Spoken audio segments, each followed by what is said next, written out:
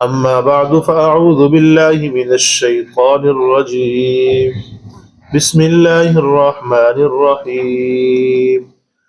ورسولا، اور رسول ہوں گے الی بنی اسرائیل کی طرف، انی قد جئتکم، بے شک میں لایا ہوں تمہارے پاس، بآیۃ من ربکم، تمہارے رب کی طرف سے نشانیاں، انی اخلق لکم، بے شک میں بنانے والا ہوں تمہارے لیے، من الطین، مٹی سے، کہیئت الطیر، پرندے کی طرح، فانفخ فیہ، پس میں اس کے اندر پھونک مارتا ہوں، فیکون طیرا باذن اللہ، پس وہ ہو جاتا ہے پرندہ اللہ تعالیٰ کے حکم کے ساتھ، وابری الاکمہ، اور میں صحیح کر دیتا ہوں مادر زاد اندھے کو، والابرص، کوڑی والے بیمار کو، وَأُحْيِي الْمَوْتَى بِإِذْنِ اللَّهِ، اور میں زندہ کر دیتا ہوں مردے کو، بِإِذْنِ اللَّهِ، اللہ کے حکم کے ساتھ، وَأُنَبِّئُكُمْ، اور میں تمہیں خبر دیتا ہوں، تمہیں بتاتا ہوں، بِمَا تَأْكُلُونَ، جو تم کھا کے آتے ہو، وَمَا تَدَّخِرُونَ، جو تم ذخیرہ کر کے آتے ہو، فِي بُيُوتِكُمْ، اپنے گھروں میں،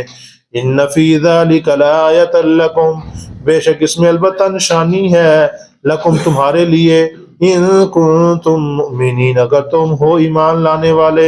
صدق اللہ مولانا العظیم۔ اللہم صلی علی محمد وعلی آل محمد کما صلیت علی ابراہیم وعلی آل ابراہیم انک حمید مجید۔ اللہم بارک علی محمد وعلی آل محمد کما بارکت علی ابراہیم وعلی آل ابراہیم انک حمید مجید۔ پچھلے درس کا خلاصہ یہ ہے، رب العالمین نے عیسیٰ علیہ السلام کو قیامت کے نزدیک آنے کی جو نشانی ہے اس کو بیان فرمایا ہے، کہ اللہ فرما رہے تھے کہ عیسیٰ علیہ السلام گود میں بھی بات کریں گے، یعنی ان کی ایک معجزہ یہ بھی ہوگا گود میں بات کریں گے، اور دوسرا معجزہ یہ ہوگا کہ وہ بڑھاپے میں بات کریں گے۔ میں نے کل بھی سمجھایا تھا کہ بڑھاپے میں تو ہر بندہ بات کرتا ہے، بڑھاپے میں تو بات ان کی کنٹرول ہی نہیں ہوتی، ان کے ساتھ بات کرتے رہو ان کو سکون ہوتا ہے، نہ بات کرو تو وہ سمجھتے ہیں یہ بیٹے ہمارے ہے ہی نہیں ہیں، یہ تو اپنی بیوی کے بن چکے ہیں، ہے نا ایسے ہی۔ یعنی بڑھاپے میں تو بات ہر ایک کرتا ہے، یہ معجزہ کہاں سے بن گیا؟ میں نے یہ سمجھایا تھا کہ بڑھاپے میں اس لیے بات کرنا معجزہ ہے چونکہ عیسیٰ علیہ السلام جب اس دنیا سے تشریف لے کے گئے، اللہ نے ان کو جو زندہ اوپر اٹھا دیا، اس وقت ان کی عمر 30 سے 35 سال کے درمیان تھی یا 41 سال تھی، تو اس حالت میں وہ بڑھاپے میں نہیں تھے، جب دنیا سے گئے تو بڑھاپے میں نہیں ہے۔ اب بڑھاپے میں بھی لوگوں کے ساتھ بات کریں گے، مطلب دوبارہ آئیں گے تو بات کریں گے نا، تو اس سے معلوم ہوتا ہے کہ یہ بھی عیسیٰ علیہ السلام کے دوبارہ نازل ہونے کی دلیل ہے کہ عیسیٰ علیہ السلام دوبارہ آئیں گے، لوگوں کے ساتھ باتیں کریں گے، اور ان کو ساتھ آگے فرمایا کہ اللہ تعالیٰ ان کو کتاب سکھائے گا اور حکمت یعنی نبی علیہ السلام کی سنت سکھائے گا۔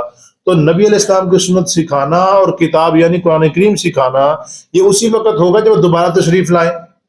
تو اس سے معلوم ہوتا ہے کہ عیسیٰ علیہ السلام دوبارہ تشریف لائیں گے، احادیث متواترہ سے بھی یہی ثابت ہے، اور قرآن کریم کی آیت بھی اس طرف اشارہ کر رہی ہیں کہ وہ دوبارہ تشریف لائیں گے، تبھی تو قرآن کریم پڑھیں گے نا، تبھی قرآن کریم سیکھیں گے، کیونکہ جب عیسیٰ علیہ السلام تھے اس وقت پہلے قرآن نہیں تھا، تو عیسیٰ علیہ السلام قرآن تبھی سیکھیں گے جب قرآن کے دور میں آئیں گے۔ تو قرآن کا دور کیا ہوگا؟ یہ نبی علیہ السلام کی جو امت ہے ان کے پاس قرآن ہے، جب اب آئیں گے عیسیٰ علیہ السلام تو اس لیے یہ کہا جا رہا ہے کہ وہ قرآن کریم سیکھیں گے اور نبی علیہ السلام کی سنت کو بھی سیکھیں گے۔ اور آگے فرمایا کہ وہ رسول، اور وہ رسول بھی ہوں گے الی بنی اسرائیل، بنی اسرائیل کی طرف، انی قد جئتکم، اب عیسیٰ علیہ السلام دلائل لے کے آئیں گے اور دلائل کے ساتھ مزین ہوگی ان کی نبوت۔ اب دلائل سنیے گا، انی قد جئتکم بآیۃ من ربکم، میں تمہارے پاس دلائل لے کر آیا ہوں تمہارے رب کی طرف سے، اپنی طرف سے نہیں، ذہن میں رکھنا، کس کی طرف سے؟ ہاں، یہ جو میں آگے کچھ کرنے والا ہوں یہ سارا کچھ میری طرف سے نہیں ہوگا، کس کی طرف سے ہوگا؟ رب کی طرف سے ہوگا۔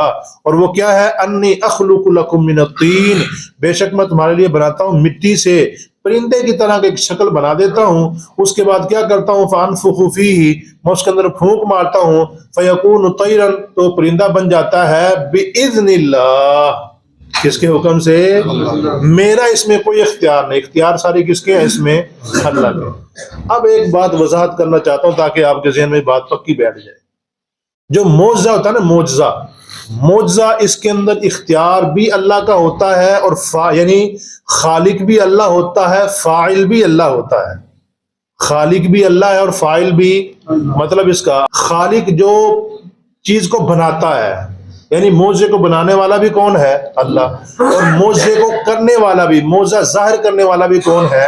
اللہ تعالیٰ۔ یعنی معجزے میں فاعل بھی اللہ ہے، خالق بھی اللہ ہے۔ تو اب جب خالق بھی اللہ ہے اور فاعل بھی اللہ ہے تو پھر نبی کا اختیار کہاں سے آ گیا؟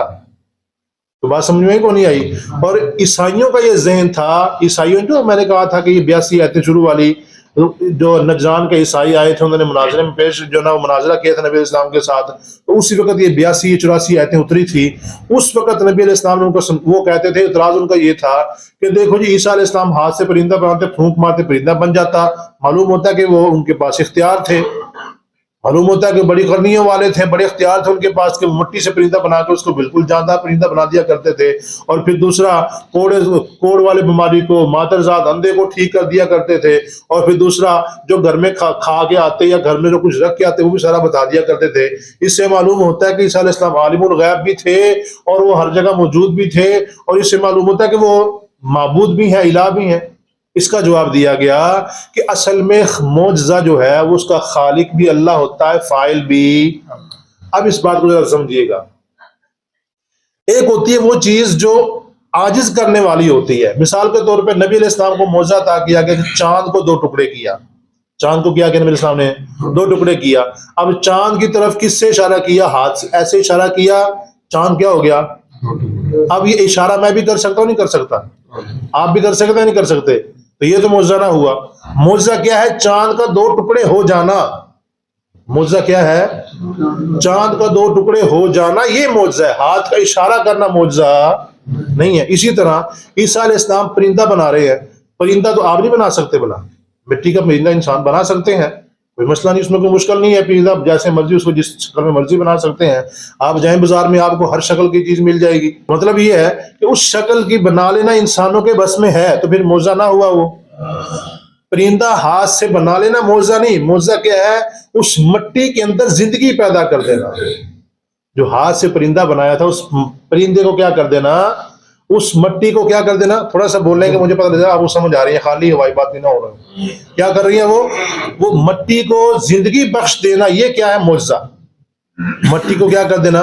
زندگی بخش دینا۔ اور دوسرا مادرزاد جو اندھا ہے، جو اندھا ہی پیدا ہوا ہے، اس کی آنکھ میں ہاتھ آپ نہیں پھیر سکتے، بلا پھیر سکتے ہیں؟ اب ہاتھ پھیرنا یہ کوئی معجزہ نہیں، بلکہ اس اندھے کو ٹھیک کرنا یہ معجزہ ہے۔ وہ سمجھ آئی کو نہیں آئی؟ اندھے کو ٹھیک کرنا یہ معجزہ ہے، ہاتھ پھیرنا معجزہ نہیں۔ تو جہاں تک پیغمبر کا کام تھا انہوں نے وہ کیا، اگر ٹھیک ہونا کس نے کیا؟ اللہ نے کیا۔ پرندے کو شکل پرندے کی شکل دے دینا مٹی کو، یہ پیغمبر نے کیا، لیکن یہ معجزہ نہیں تھا۔ معجزہ آگے شروع ہوتا ہے، اور اس کا خالق بھی اللہ ہے، فاعل بھی، یعنی کرنے والا بھی معجزہ اللہ ہے، اور اس کو ظاہر کرنے والا بھی کون ہے؟ اللہ تعالیٰ۔ اب سنیے گا، اب سمجھ آئے گی آپ کو۔ انی اخلق لکم، بے شک میں تمہارے لیے بنانے والا ہوں، من الطین، مٹی سے، کہیۃ الطیر، پرندے کی طرح، فانفخ فی، یعنی جو چیز خود بنا رہے ہیں ان کی نسبت بھی اپنی طرف کر رہے ہیں، یعنی مٹی کا پرندہ میں بنا رہا ہوں، فانفخ فی، اس میں پھونک بھی میں مار رہا ہوں۔ پھونک آپ نہیں مار سکتے، بے باپ پھونک جائے جتنی مرضی پھونکے مرا لو، پھونک مار سکتے ہیں، یہ اس کی نسبت اپنی طرف کر لی۔ فیکون طیرا باذن اللہ، وہ پرندہ کب بنے گا؟ جب اللہ کا حکم ہوگا۔ پرندہ کب بنے گا؟ جب اللہ کا حکم ہوگا۔ جیسے موسیٰ علیہ السلام کی لاٹھی، وہ نیچے انہوں نے گرائی، آپ بھی لاٹھی نہیں گرا سکتے، بلا لاٹھی گرا سکتے ہیں؟ لاٹھی گرانا یہ معجزہ نہیں ہے، بلکہ معجزہ کیا ہے؟ لاٹھی کا سام، مطلب سمجھ آ گئی ہے؟ لاٹھی کا سام بن جانا یہ معجزہ ہے۔